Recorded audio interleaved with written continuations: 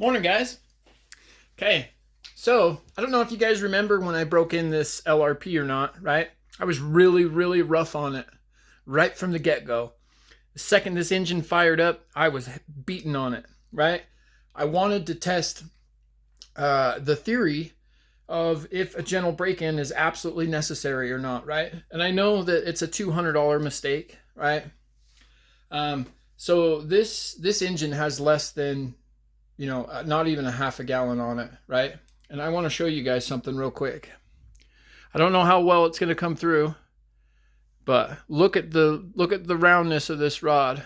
I don't know if you guys can. Let me get a little closer. Can you guys see that? Look at that, right?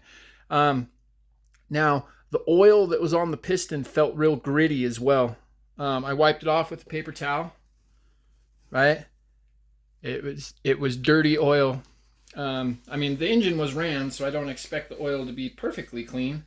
But I didn't expect to feel grit in it. And I think that grit is just microscopic, pieces of metal.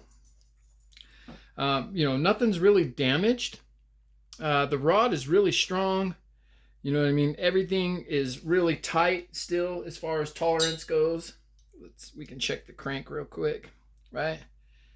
Everything still is really tight and good. But it did, it was affected. I can tell you that right now. It wore that groove in pretty quick. But like I said, for not even a half a gallon, I am mildly disappointed. But like I said, I wanted to test it so you guys didn't have to.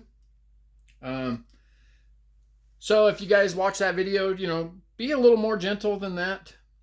I would recommend, on these LRPs, judging by what I see here. So I would recommend 2 idle tanks, right off the get-go, get everything just to kind of loosen up a little bit. And then right after that 2 tanks, I would start, working on the quarter and half throttle pulls, and then the tank after that, the half to full throttle pulls. Yeah, I don't think it would take much more than that. But I wouldn't do exactly what I did. If you watch that video of me breaking in the LRP 32, you will see that I was very harsh on it right from the get-go. There is also a slight wobble in the bearing.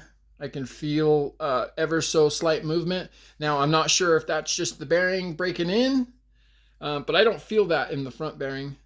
So, like I said, not even a half a gallon, and I can feel just a little bit of play in that bearing. So it's real interesting. I had a comment the other day about a bad bearing on a brand new engine. And so, it made me curious to think about it. So here I am tearing it apart to check it. So whoever left that comment, I can't remember who did it, but thanks, man. I probably will order some bearings for this, and swap them out since I've got it apart. But I did want to make a comparison video between this and, the 4.1. As you guys know, Jeff let me borrow his engine. Of course I put it back together, didn't want to leave it apart in pieces. But we are going to be making a comparison video between the 4.0 and the 4.1 here, probably in the next day or two. But just real quick, just wanted to talk to you guys about this, about the LRPs. It is recommended to break them in slowly. Definitely don't get too crazy with it. Everything looks good. I do see the 2 grooves just like in the 4.1. So that's got to be a shipping error. Can you guys see them in there? The 4.1 has those exact same grooves on the inside. And you can almost feel them now. But yeah, so I'm not sure what's going on there. I did file this engine down and got rid of all the burrs and all of that. So the piston looks real good, no scratches. But you can see that it doesn't have very much runtime on it. The rub marks are only down to right there instead of the bottom of the piston like it should be. So you can still see that this thing's brand new.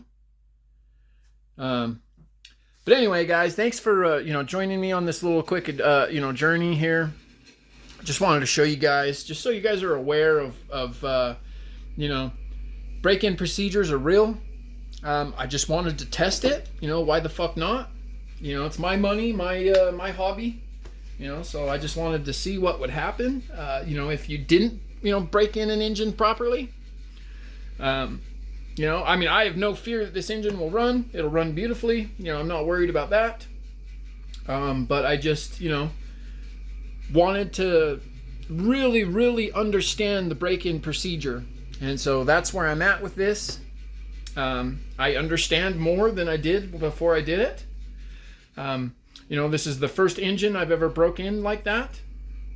And I won't do it again. I can tell you that. I definitely, you know, at least do 2 idle tanks, you know, before I get super crazy. But as always, guys, you know, thanks for tuning in. I appreciate you guys. I hope you guys enjoy, you know, informational videos like this. Y'all have a nice day.